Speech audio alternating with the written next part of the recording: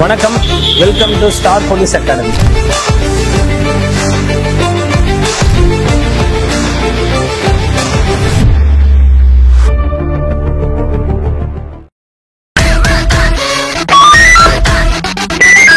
அனைவருக்கும் வணக்கம்பா. இந்த school book back question maths சீரீஸ்ல இந்த 6ல இருந்து 10 வரை நம்ம 6ஆம் வகுப்புல இன்னைக்கு வந்து பார்ட் 4 பார்க்க போறோம். ரைட், ஆல்ரெடி நம்ம ஒரு 3 பார்ட்டு பார்த்துருக்கோம்பா. இன்னைக்கு 4வது பார்ட்ல அந்த புக் பேக் கொஸ்டின்ல என்னென்ன முக்கியமான வினாக்கள், இது நம்ம டியூனியர் சார்பு எஸ்ஐ அண்ட் பிசி எக்ஸாம்ல நியூமெரிக்கல் அனாலிசிஸ் அப்படின்னு ஒரு சிலபஸ் இருக்குப்பா. ஸோ அதுல இந்த மாதிரி நம்ம ஸ்கூல் புக் பேக்ல இருந்து எல்லாமே கேட்கலாம்.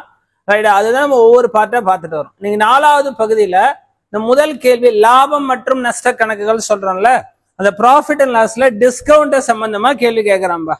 இப்ப டிஸ்கவுண்ட்னா என்னப்பா, அதாவது கடைக்கு போறோம், ஒரு ஆர்டிக்கல் ஏதோ ஒரு ஐட்டம் நம்ம வாங்குறோம், ஒரு பர்ச்சேஸ் பண்றோம், அது பேர் என்ன சொல்லுவாங்க, அதுல எழுதப்பட்ட விலைய மார்க்கெட் பிரைஸ், தமிழ்ல என்ன சொல்றோம், குறித்த விலைன்னு சொல்றோம்பா. அது என்னப்பா சொல்றோம், குறித்த விலைன்னு சொல்றோம். ரைட்டா, இப்ப கடைக்கு போறோம், ரைட்டா, ஒரு ஆர்டிக்கலை பர்ச்சேஸ் பண்ணும்போது லேபிள்ல அந்த லிஸ்ட்ல ஒரு 500 ரூபான்னு எழுதிருக்குன்னு வச்சுங்களேன். நமக்கு அந்த கடையில என்ன சொல்றான், ஒரு 50 ரூபா டிஸ்கவுண்ட் ஆஃபர் பண்றான் அந்த பொருளுக்கு. அப்போ இது பேர் என்னப்பா, குறித்த விலை, மார்க்கெட் பிரைஸ்ன்னு சொல்றோம். அதுல இருந்து தள்ளுபடியை மைனஸ் பண்ணா அந்த பொருளுடைய விற்பனை விலை 450ன்னு சொல்றோம்ல, இது ரொம்ப விஷயம். அப்ப மார்க்கெட் பிரைஸ்ல இருந்து டிஸ்கவுண்ட மைனஸ் பண்ணா நமக்கு செல்லிங் பிரைஸ் கிடைச்சிடும். அந்த குறித்த விலையிலிருந்து தள்ளுபடியை கழித்தால் நமக்கு விற்பனை விலை கிடைக்கும். அப்போ இங்க தம்ப கேக்குறான், தள்ளுபடியானது எதிலிருந்து கழிக்கப்பட்டு விற்பனை விலை கிடைக்கும்னா குறித்த விலையிலிருந்து. மார்க்கெட் பிரைஸ்ல இருந்து டிஸ்கவுண்ட மைனஸ் பண்ணாதான் to get the selling price, இது நம்ம சொல்ல வரோம். ரைட், அடுத்து என்ன சொல்றான், overhead expense always included in, கூடுதல் செலவுகள் எப்பொழுதும் அடக்க விலையினுள் அடங்கும் சொல்லுவாங்கப்பா. அப்படின்னா என்ன சார் மீனிங் அப்படின்னா, இப்ப நம்ம ஒரு பொருளை, ஒரு பைசைக்கிள், ஓல்டு பைசைக்கிளை வாங்குறோம்னு வச்சுங்களேன். ரைட், அப்ப ஒரு பழைய சைக்கிளா வாங்குறோம், ஒரு 2000 ரூபாய் கொடுத்து வாங்குறோம். வாங்கும்போது அது எக்ஸ்ட்ராவா ஒரு ரிப்பேரிங்காக நம்ம என்ன பண்றோம், ஒரு 500 ரூபாய் செலவழிக்கிறோம்னு வச்சுங்களேன். இப்ப என்ன பண்றோம், அந்த சைக்கிளை நம்ம வந்து 3000 ரூபாய்க்கு 3500 ரூபாய்க்கு சேல் பண்றேன்னு வச்சுங்களேன். அப்ப எவ்வளவு லாபத்தை கொடுக்கனா, அப்ப நான் சைக்கிளுக்காக 3000 ரூபாய் செலவு பண்ணிருக்கேமா மொத்தமா. ரைட்டா, இப்ப எவ்வளவு லாபம்னா எனக்கு 500 ரூபாய் லாபம். இப்படிதான் சால்வ் பண்ணணும். அதனால இந்த கூடுதல் செலவுகள் எதுல சேருனா இந்த காஸ்ட் பிரைஸ்ல தான் சேரும், அடக்க விலையினுள் தான் அடங்கும்னு சொல்லுவாங்க.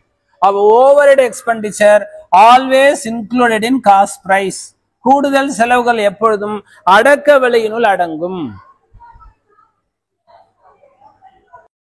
ரைட் பா, there is no profit or loss. அதாவது நம்ம லாபமும் நஷ்டமும் அடையலைன்னா அப்ப காஸ்ட் பிரைஸ் என்னவோ அதே தான் செல்லிங் பிரைஸ் பா. நான் வாங்கிய விலை என்னவோ அதே தான் விற்பனை விலைக்கு அது சமமாக இருக்கும், அது ஈக்குவல் டு பா. ரைட்டா, அப்ப நான் ஒரு பொருளை 100 ரூபாய்க்கு வாங்குறேன், அதே 100 ரூபாய்க்கு சேல் பண்ணா எனக்கு லாபமோ நஷ்டமோ இருக்குமானா இருக்காது. அதான் நோ லாஸ் நோ ப்ராஃபிட். அப்போ option A, cost price equal to selling price. அடக்க விலையானது விற்பனை விலைக்கு சமமா இருந்தா நோ லாஸ் நோ ப்ராஃபிட்னு சொல்றோம். இது நம்ம ஆல்ரெடி டிஸ்கஸ் பண்ணிட்டோம். என்னவா பார்த்தோம், மார்க்கெட் பிரைஸ்ல இருந்து டிஸ்கவுண்ட மைனஸ் பண்ணாதான் செல்லிங் பிரைஸ் கிடைக்கும், குறித்த விலையிலிருந்து தள்ளுபடியை கழிச்சா விற்பனை விலை கிடைக்கும். இது அப்படியே ஆல்டர்னேட்டா என்ன சொல்றோம், அப்ப டிஸ்கவுண்ட் ஈக்குவல் டு என்னவா ஆயிடும், மார்க்கெட் பிரைஸுக்கும் செல்லிங் பிரைஸுக்கும் உள்ள டிஃபரன்ஸ், குறித்த விலைக்கும் விற்பனை விலைக்கும் உள்ள வித்தியாசம் தான் நம்ம தள்ளுபடி அப்படின்னு சொல்றோம்பா. ரைட்டா, அப்போ உங்க மார்க்கெட் பிரைஸ்ல இருந்து செல்லிங் பிரைஸை மைனஸ் பண்ணா டிஸ்கவுண்ட் கிடைக்கும் அப்படின்னு பார்த்துக்கோ. ரைட் பா, அடுத்தது ஒரு பேசிக்கா நம்ம இந்த மென்சுரேஷன் மெஷர்மெண்ட் சொல்றோம்ல, அது ஒரு பேசிக்கா ட்ரையாங்கிளோட கொஸ்டின் பா. ட்ரையாங்கிள் என்ன சொல்லுவாங்களாப்பா, sum of any two side greater than third சைடுன்னு சொல்லுவாங்கப்பா. ஏதேனும் 2 பக்கங்களின் கூட்டு பலனானது 3வது பக்க அளவை விட அதிகமா இருக்கணும் அப்படின்னு சொல்லுவாங்கப்பா. இல்லைன்னா இது வேற மாதிரியே பிரிக்கலாம். பெரிய பக்கத்தை தனியா பிரிச்சுங்கப்பா. எப்படியா பிரிங்க, பெரிய பக்கத்தை தனியா பிரிங்க, மற்ற 2 பக்கங்களின் கூட்டு பலனை தனியா ஆட் பண்ணுங்கப்பா. அப்ப எது அதிகமா இருக்குன்னா, பெரிய பக்கத்தை விட மற்ற 2 பக்கங்களின் கூட்டு பலன் அதிகமா இருந்தா அது முக்கோணத்தை அமைக்கலாம் அப்படின்னு சொல்றோம்பா. ரைட்டா? இதோட பாயிண்ட். இப்போ நம்ம என்ன எடுத்துக்கலாம், ஆல்ரெடி நமக்கு 5,9ன்னு ஒரு பாயிண்ட்ஸா சொல்லியிருக்காம்பா, ரைட்டா? இது கொடுத்துருக்கான். இப்ப முதல் ஆப்ஷன்ல 5 நான் சப்ஸ்டிட் பண்றேன்னு வச்சுங்களேன். இது கரெக்டா வருமானா பெரிய பக்கம் 9, மிச்சம் இருக்கக்கூடிய 2 பக்கத்தை கூட்டினா 10பா. அப்ப இது வந்து முக்கோணத்தின் பக்கங்கள். அப்ப இது ரைட்டுபா. ஆப்ஷன் ஏவை இது மேட்ச் பண்ணுதுன்னு சொல்லலாம். ரெண்டாவது ஆப்ஷன் எடுங்களேன். இப்ப ரெண்டாவது ஆப்ஷன் எடுத்தா ஆல்ரெடி நமக்கு என்னவா இருக்கு, 5,9ன்னு இருக்கா. இப்ப இந்த சைடு 3ன்னு எடுத்தா நமக்கு பெரிய பக்கம் 9பா, மிச்சம் 2த்தையும் கூட்டினா 8பா. அப்ப இப்படி வரக்கூடாதுப்பா. ஆட் பண்ற அதர் 2 சைடு தான் பெருசா இருக்கணும். இப்ப 4ன்னு எடுத்தீங்கன்னா என்னப்பா ஆயிடும், நான் ஆல்ரெடி ஆன்சர் சொல்லிட்டு ஆப்ஷன் ஏ தான் இருந்தாலும் சும்மா ஒரு ஆப்ஷன் செக் பண்ணி பாக்குறேன். அப்ப 5, 9ன்னு ஆல்ரெடி கொடுத்துட்டான், ரைட்டா? இன்னொரு சைடு என்னப்பா 4ன்னு எடுத்துக்கிறோம்பா. அப்ப பெரிய பக்கம் 9, மிச்சம் 2த்தையும் கூட்டினா 9, ஈக்குவலாலாம் வரக்கூடாதுப்பா. அதனால ஆப்ஷன் ஏ மட்டும் தான் பூர்த்தி ஆகும். அப்ப sum of any 2 side greater than third side. அதை விட இது ஈஸிப்பா. பெரிய பக்கத்தை விட மற்ற 2 பக்கங்களின் கூட்டு பலன் அதிகமா இருக்கணும். அதுதான் முக்கோணத்தின் பக்கங்கள். இதுதான் possible sides of the triangle அப்படின்னு சொல்றோம்பா. ஒரு ரைட் ஆங்கிள் ட்ரையாங்கிள் செங்கோண முக்கோணம்னா என்னப்பா, ஒன் ஆஃப் த ஆங்கிள் 90 டிகிரில இருக்கணும். இதான் ரைட் ஆங்கிள் செங்கோணம். அப்ப மிச்சம் இருக்கக்கூடிய 2 ஆங்கிள் ஆட் பண்ணது ஏசின்னு வச்சுங்களேன். இந்த ஏவையும் சியும் ஆட் பண்ணா 90 டிகிரி தான் வரும், ரைட்டா? அப்போ ஏவும் சி என்னவா இருக்கும்பா, ரெண்டுமே 90 விட மேபி கம்மியா இருக்கலாம். இப்ப சும்மா ஏ 60னா பி 30. அப்ப 90 டிகிரி விட குறைவாக இருந்தால் அந்த ஆங்கிள் என்ன சொல்லுவாங்க, அக்யூட் ஆங்கிள், குறுங்கோணம் சொல்லுவாங்கப்பா. அப்போ இல்ல ஏவும் சியும் அக்யூட் ஆங்கிள் பா. இது பேர் என்னதுப்பா, ரைட் ஆங்கிள் பா, செங்கோணம். அப்ப எந்த ஆப்ஷன் வரும்பா, 2 குறுங்கோணம் ஒரு செங்கோணம். அப்ப எந்த ஆப்ஷன்ல இருக்கு பாருங்கப்பா, ரைட்டா? 2 அக்யூட் ஆங்கிள் ஒரு ரைட் ஆங்கிள், ரைட்டா? ஏன்னா ட்ரையாங்கிள் 3 ஆங்கிள் ஆட் பண்ணா 180யா, அதுல ஒன் ஆஃப் த ஆங்கிள் 90யா, மிச்சம் 2 ஆங்கிளை கூட்டினா 90 வரணும். அப்போ இந்த 2 ஆங்கிள் 90 விட கம்மியா இருந்தா அது அக்யூட் ஆங்கிள் சொல்லுவாங்கப்பா, ரைட் பா. அடுத்து ஈக்குவலேட்டட் ட்ரையாங்கிள் சமபக்க முக்கோணம்னா என்னப்பா, 3 ஆங்கிளும் சேமா இருக்கு, 60 60 60பா. அப்ப 3மே என்ன கோணம்னா அக்யூட் ஆங்கிள் சொல்றோம்பா. 90 டிகிரி விட கம்மியா இருந்தா அது என்ன சொல்ற, அக்யூட் ஆங்கிள். 90 டிகிரி விட குறைவாக இருந்தால் குறுங்கோணம் அப்படின்னு சொல்றோம், ரைட் பா. ஒரு 2 ரேஷியோ கொடுத்துட்டு அதுல எது பெருசு எது சின்னதுன்னு கேட்டாங்கன்னா அது ஷார்ட்கட் தான்பா. 1/2னா 0.5, 1/3னா 0.3 அப்படி போகாதீங்க. இது சும்மா ஜென்ரலா யூஸ்ஃபுல்லா இருக்கும். கிராஸ் மல்டிப்ளை பண்ணுங்க, 1 into 3 2 into 1. அப்ப எதுவா பெருசு, 3 தான்பா பெருசு. அப்ப 1/2 தான் பெருசு. அப்ப அவன் சொன்ன ஆப்ஷன் ஓகே. அதே மாதிரி இதை மல்டிப்ளை பண்ணுங்கப்பா, 7/8 6/7. Cross multiply 7 7 49 8 6 48. 49 தான் பெருசு, 7/8 தான் பெருசு, ஓகே. அடுத்தது வாங்க, 8/9 9/10 எதுவா பெருசு, 9 9 81 8 10 80 81 தான் பெருசு. அப்ப 9/10 தான் பெருசு, ஓகேப்பா. அடுத்தது இது பாருங்கப்பா, 10/11 9/10, ரைட்டா? அப்ப இதுல எது பெருசா இருக்கு அப்படின்னு பாத்தீங்கன்னா கிராஸ் மல்டிப்ளை பண்ணா 99, இத கிராஸ் மல்டிப்ளை பண்ணா 100 100 தான் பெருசு. அப்ப 10/11 தான் பெருசு. அப்ப இப்படி வரக்கூடாது, இப்படி வரணும். அப்ப ஆப்ஷன் டி தான் இல்ல தவறானதுன்னு பாக்குறோம். இதுல எது இன்கரெக்ட் அப்படின்னு தான் கேக்குறோம், ரைட்? 3/7க்கும் 2/9க்கும் என்ன டிஃபரன்ஸ்னு கேக்குறோம். மைனஸ் பண்ணுங்கப்பா. 3/7 இருந்து 2/9 கடிச்சா அப்படியே எல்சிஎம் எடுங்க, 7 9 63. இது 9ஆல மல்டிப்ளை பண்ணா என்னப்பா கிடைக்கும், 27. இது 7ஆல மல்டிப்ளை பண்ணா 14. மைனஸ் பண்ணா 13/63பா. பாருங்க ஆப்ஷன்ல இருக்கா. அப்ப ரெண்டுத்தையும் மைனஸ் பண்ணா நமக்கு கிடைக்கக்கூடிய பிராக்ஷன் பின்னம் 13/63 கொடுக்குதுப்பா, ரைட் பா. அடுத்தது ரெசிப்ரோக்கல்னா தலைகீழ்பா. 53/17 ரெசிப்ரோக்கல் பண்ணா தலைகீழ் படுத்தினா என்ன கிடைக்கும், 17/53 கிடைக்கும்பா, ரைட்டா? 2 ஆப்ஷன் சேமா இருக்கு, அப்படி வரக்கூடாது, ரைட் பா. அடுத்து ஒரு பேசிக் சிம்பிளிபிகேஷன், கிராஸ் மல்டிப்ளை பண்ண போறோம். ஏவோட வேல்யூ என்ன இப்படியே சொல்ல, 7 7 49 6 7 42. இல்லைன்னா கிராஸ் மல்டிப்ளை பண்ணுங்க, இவ்வளவு விஷயம் யோசிக்க வேணாம். 6/7 into 49 equal to a.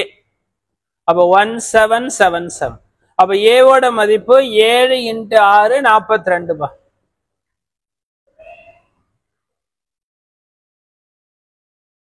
Right பா. அடுத்த ஒரு பின்னங்களை வச்சு ஒரு பேசிக்கா கொஸ்டின் கேக்குறேன் பா.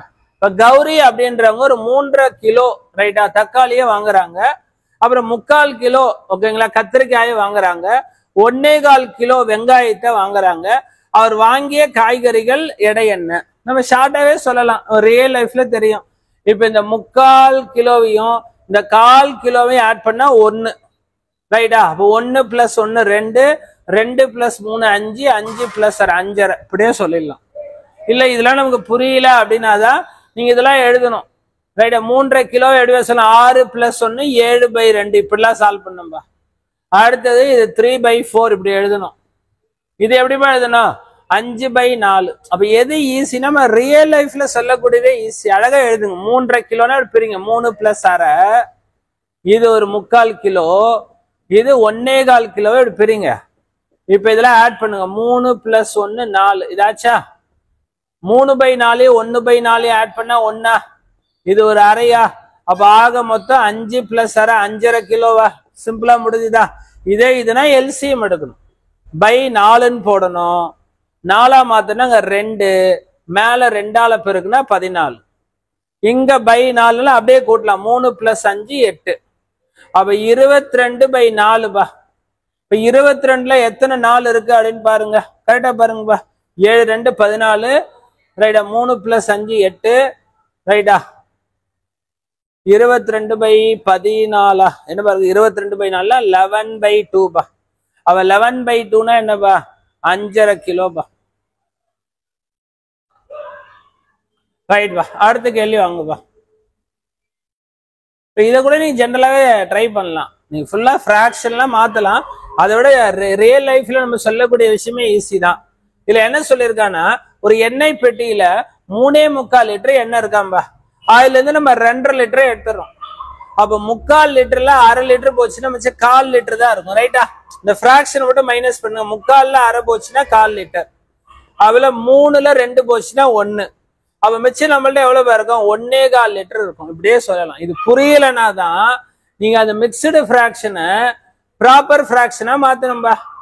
இது என்னப்பா சொல்லுவோம்? 12 + 3 15/4 ரைட்டா. அதுல இருந்து 2.5னா என்னப்பா? 4 + 1 5/2 பா. இதை மைனஸ் பண்ணணும். அப்ப எல்சிஎம் 4 கீழே 2ஆல பெருங்க, மேல 2ஆல பெருங்க. அப்ப 15ல 10 மைனஸ் பண்ணா 5/4 பா. 5/4னா எப்படியா பிரிப்போம்? 5ல எத்தனை 4 இருக்கு? 1 4 + 1 பா. அப்ப 1 + 1/4 அதான் 1.25 லிட்டர் அப்படின்னு சொல்லுவோம். அப்ப சில விஷயங்கள்லாம் நம்ம ரியல் லைஃப்ல சொல்ற மாதிரியே சால்வ் பண்றது ரொம்ப ஈஸி தான். இப்ப நிலவன் அப்படின்றவன் 1 மணி நேரத்துல 4.5 கிலோமீட்டர் நடந்து போறான்பா. இவன் 3.5 மணி நேரத்துல எவ்வளவு தூரத்தை அவன் நடப்பான் அப்படின்னு பார்க்க போறோம் ரைட்டா. சரி இப்படி எழுதலாமா? 1 மணி நேரத்துல அவன் நடந்த தூரம் 4.5 அப்படின்னா என்னப்பா? 8 + 1 9/2 கிலோமீட்டர் நடந்தான். 3.5 மணி நேரம் அப்படின்னா 6 + 1 7/2 மணி நேரம். அவ்வளவுதான். இதை கிராஸ் மல்டிப்ளை பண்ணுங்கப்பா. அப்ப கிராஸ் மல்டிப்ளை பண்ணா 9/2 × 7/2 வருதா? அப்ப 63/4 ரைட்டா. அப்ப 63/4 என்னவா இருக்கும்? 15 4 60 மிச்சம் 3/4 அவ்வளவுதான். அப்ப எவ்வளவு கிலோமீட்டர் அவன் கடந்திருப்பானா? 15 3/4 கிலோமீட்டர் அவன் நடந்திருப்பான் அப்படின்னு சொல்லிடலாம்பா. ஐடியா கிளியரா பாருங்கப்பா. ஜென்ரலாவே எடுத்துட்டோம். 1 ஹவர்ல 9/2 போனா 3.5 மணி நேரத்தை 7/2 மணி நேரத்துல எவ்வளவு தூரம் போறோம்? அப்படியே கிராஸ் மல்டிப்ளை பண்ணிடும். ஓகே அடுத்து என்ன சொல்றான்னு பாருங்கப்பா. 15.25 நீளம் உள்ள திரைச்சீலையை ரைட்டா அதுல ரவி என்பவர் வாங்குறாருப்பா. அவர் அதை ஒவ்வொன்றும் 2.25 மீட்டர் நீளம் உள்ள சிறிய சிறிய ஸ்கிரீனா கட் பண்ணி எடுத்தா எத்தனை நமக்கு ஓகேங்களா அந்த சிறிய திரைச்சீலைகள் கிடைக்கும் அப்படின்னு கேட்க டிவைட் பண்ணணும் ரைட்டாப்பா. அப்போ ஒரு ஸ்மாலர் பீஸோட லென்த் 2.25 மீட்டர்னா இதுல எத்தனை பா இருக்கும்? ஒரு தோராயமே சொல்லிடலாம்பா. 15 2ஆல வகுத்தா 7.5 அப்ப நமக்கு கண்டிப்பா 7.5 விட கொஞ்சம் பக்கத்துல நியரஸ்டா வரும். அப்ப 7 8 மேபி 7க்கு மேல 8 வர சான்ஸ் இருக்கு. ரைட்டா? இருந்தாலும் நம்ம பர்ஃபெக்டா பாத்துடலாமா? இது 15.75 15 நாள் 60 + 3 63/4 இதான் டோட்டல் லென்த் நம்ம வாங்கினது. அதுல ஒன்னையும் 2.25 மீட்டர்னா என்னப்பா? 8 + 1 9/4 மீட்டர்ப்பா. இதை டிவைட் பண்ணணுமா? அப்ப டிவைட் பண்ணா பை என்ன எழுதணும்? 9/4னா 4/9 டிவைட் ஆகும்பா. ரைட்டா? அதை மல்டிப்ளை பண்ணி 4/9 அதான் டிவிஷனோட மீனிங். 4 நாள் அடிச்சிடலாமா? அப்ப 63 9ஆல வகுத்தா என்னப்பா ஆகும்? 7 முறை கேன்சல் ஆகும்பா. அப்ப 8 கிடையாது, 7 தான் சரியான விடை. ரைட்டா? நம்ம சும்மா தோராயமா சொன்னோம். 15 2ஆல வகுத்தா 7.5. அந்த 7.5 பக்கத்துல 7 வரலாம் 8 வரலாம்னு சொன்னோம். அப்ப சரியா டிவைட் பண்ணா 7 தான்பா. அப்ப இதுல இருந்து நம்ம 7 திரைச்சீலைகளை கட் பண்ணி எடுத்திருக்கலாம், வெட்டி எடுத்திருக்கலாம் அப்படின்னு பாக்குறோம்பா. ரைட்பா. இல்ல கடைசி கொஸ்டின் என்ன சொல்ல வராங்கன்னா, புகழ் என்பவர் ரைட்டாப்பா, அவர் வந்து அவங்க அப்பா கிட்ட இருந்து என்ன பண்றாருன்னா டெய்லி ரைட்டா செலவுக்காக ஒரு பணத்தை வாங்குறாருப்பா. எல்லாமே ஆப்ஷன்ல 150 தான் சொல்றாங்க. அவர் இதுல எதுல ஃபாலோ பண்ணா அதிகமான ரைட்டாப்பா பாக்கெட் மணிக்காக அவரை வாங்கி இருக்கலாம்னு கேக்குறாங்க. எது பெஸ்டா இருக்கும் அப்படின்னு கேக்குறாங்க. அப்போ 150 ரூபால 2/3 வாங்கினா அவருக்கு எவ்வளவு கிடைக்கும் அப்படின்னா 100 ரூபாய் கிடைக்குதாம்பா. பாக்கெட் மணியா டெய்லி 100 ரூபாய் வாங்கிக்கலாமா? 150ல 3/5 வாங்கினா என்ன ஆகுனா வெறும் 90 ரூபாய் தான்பா கிடைக்கும். ரைட்? இது கம்மியா தான் ஆகுது. அப்ப இது வர ஆப்ஷனே அதிகமா இருக்கு.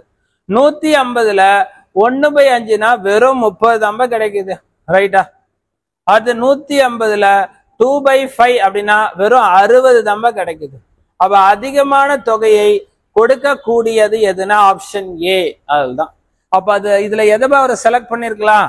ஆப்ஷன் ஏவை செலக்ட் பண்ணாதான் அதிகமான தொகை அவருக்கு கிடைக்கும்பா. நன்றி, வணக்கம்பா.